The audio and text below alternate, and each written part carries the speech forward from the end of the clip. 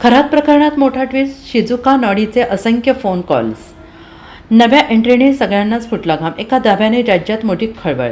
स्वयंघोषित कॅप्टन अशोक खरातने असंख्य महिलांना फसवून त्यांचे लैंगिक शोषण केले आणि त्याचे व्हिडिओ बनवले आहेत. 18 मार्चला अटक झालेल्या अशोक खरातच्या SIT चौकशीतून बरीच धक्कादायक माहिती दिवसेंदिवस समोर येत आहे.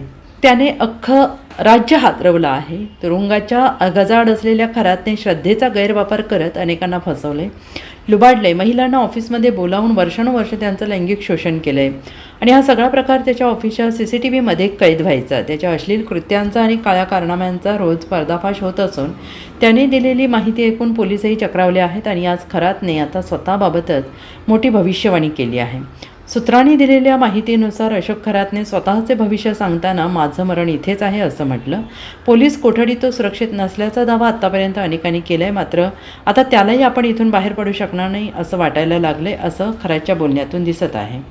Bureau report, SBN Marathi, Nashik.